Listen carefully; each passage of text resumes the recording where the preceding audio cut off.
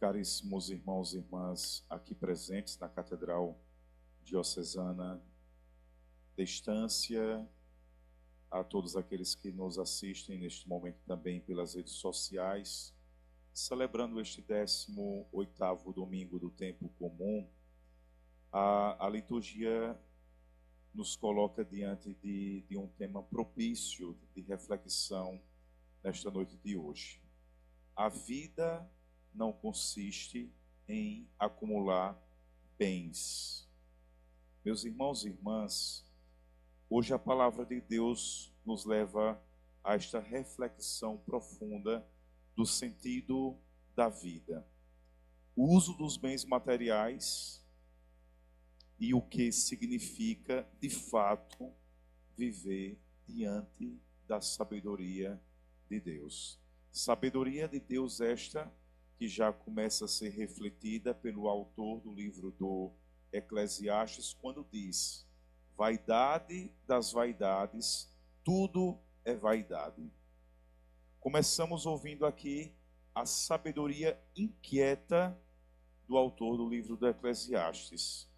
E por que inquieta?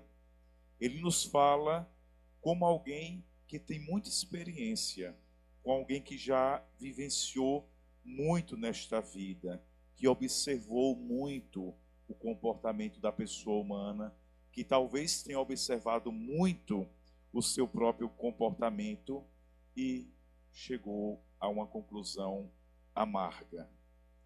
Conclusão esta que muitas vezes nós fugimos e não queremos crer que ela é uma realidade. Qual é essa conclusão amarga? Tudo passa, tudo passa, tudo se cansa e tudo se desfaz nas nossas vidas. Ele fala da frustração de quem trabalha, constrói, luta e depois percebe que não leva nada consigo desta vida. Quantas brigas, às vezes, por conta de heranças? Quantas brigas por conta de posses? Quantas brigas por isso, por aquilo? E, de repente, até por um par de sapato que a irmã pega emprestado da outra. Às vezes, uma blusa que pede para sair. E diz: se eu nunca vesti, você vestiu primeiro do que eu. Já aconteceu isso na casa de vocês? E aí, de repente, quando a gente percebe, e talvez a gente já tenha percebido isso, tudo na nossa vida passa. Às vezes, outro vem e desfruta daquilo que você construiu, também sem esforço e sem gratidão.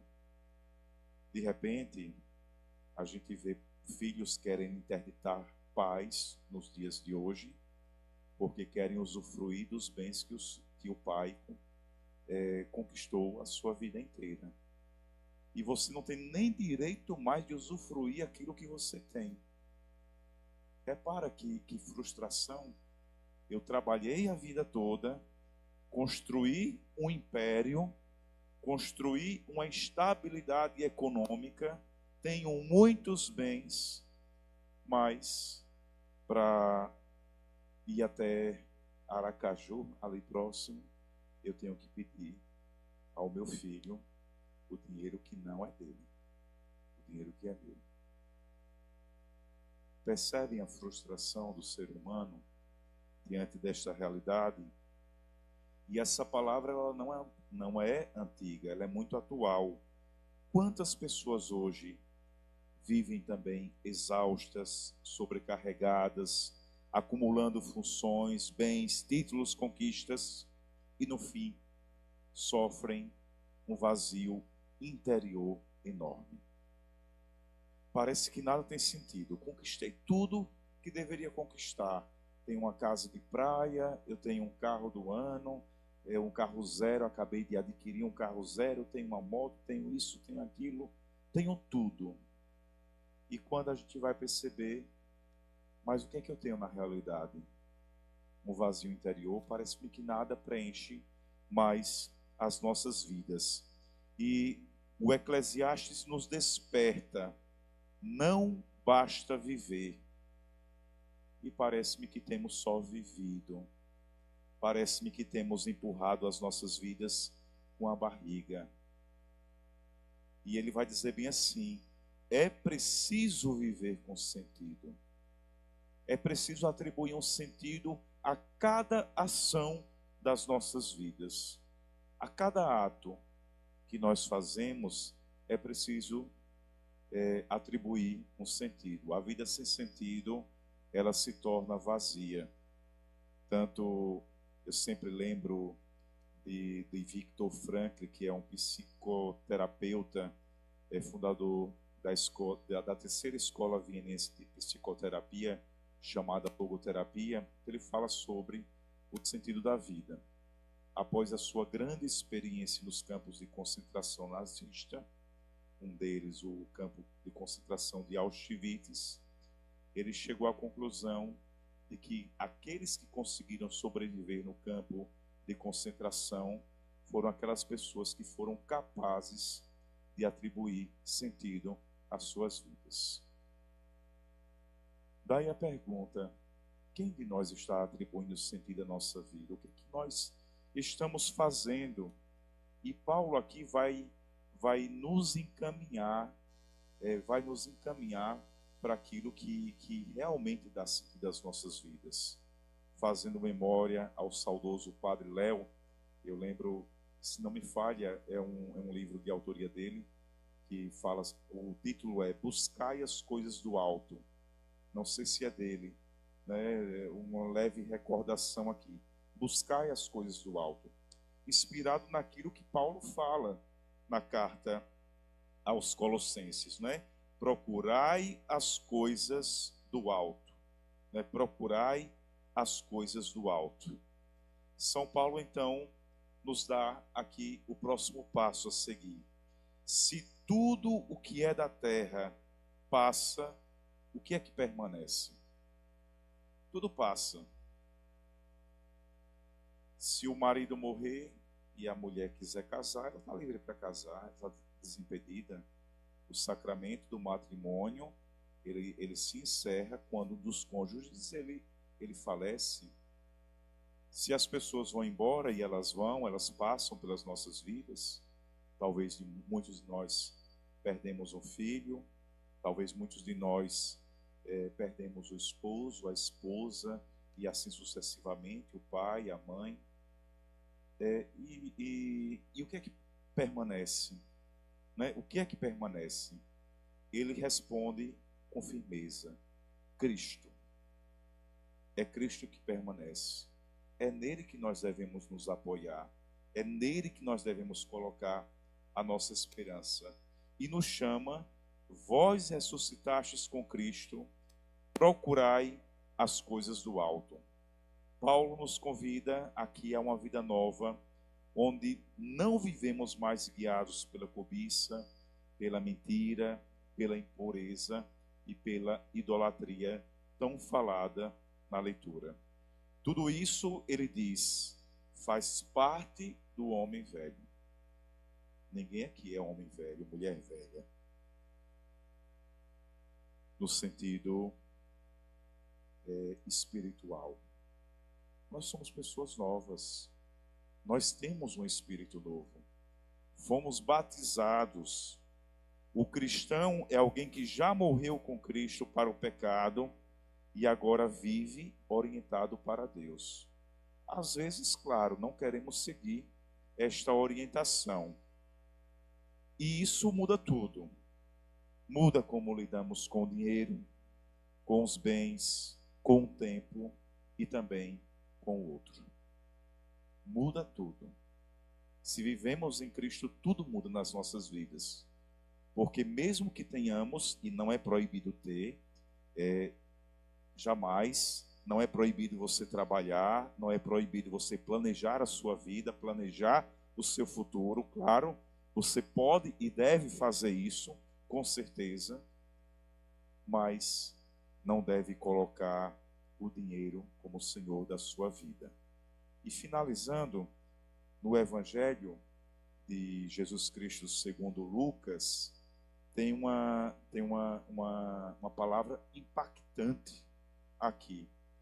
Imagina Jesus chegar para você e dizer bem assim: louco, louco. Ainda nesta noite pedirão de volta a tua vida. No Evangelho, Jesus mostra isso aqui em uma forma de parábola. Um homem teve uma colheita tão grande que os celeiros não comportavam. E ele não pensou em partilhar, não pensou em agradecer, só quis ampliar o armazém, descansar, comer, beber e aproveitar. Tinha uma música que dizia bem assim: comer, cair, como é? Beber, comer, cair, levantar. Não é beber, comer, cair, levantar. Mais ou menos isso. Este homem pensava isso, na linguagem de hoje. Vou ficar folgado. Mas Deus lhe diz, repito, louco, ainda nesta noite pedirão a tua vida de volta. E para quem ficará o que acumulaste?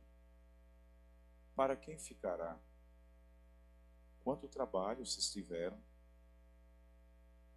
Quanta perda de tempo?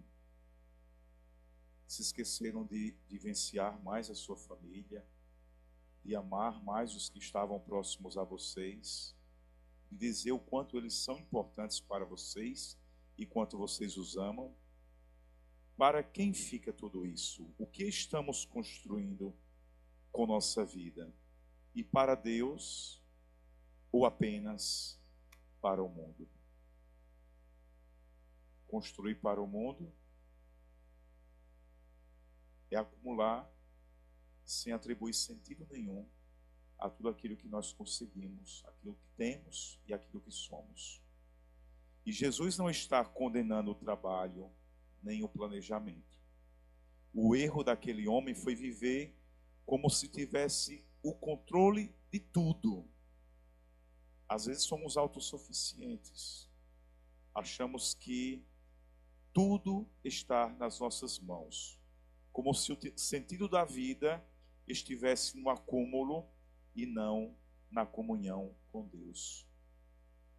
Ele ajuntou para si mesmo, mas não foi rico para Deus. Rico diante dos homens, com autoridade, com poder, com prestígio, com tudo, mas para Deus, um zero à esquerda. Por quê? Porque não buscou as coisas do alto.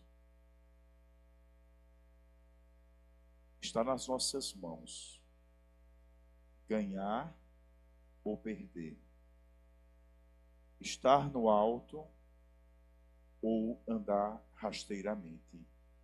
A palavra de Deus nos chama no dia de hoje à conversão, a sair da lógica do ter para viver na lógica do ser, a trabalhar sim, mas com o coração desapegado, a viver o presente com gratidão, sabendo que a vida é dom e que o que levamos deste mundo não são os bens, mas o amor que oferecemos, a fé que cada um de nós cultivamos e a generosidade com que vivemos.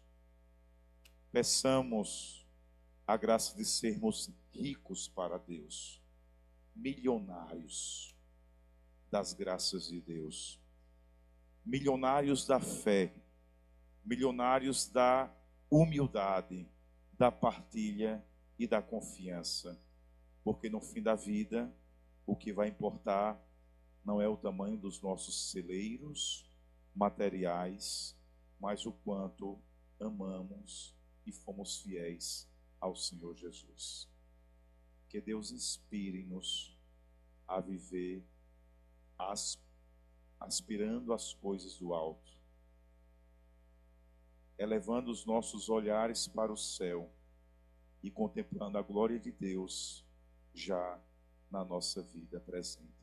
Assim seja. Creio em Deus Pai Todo-Poderoso, Criador do céu e da terra,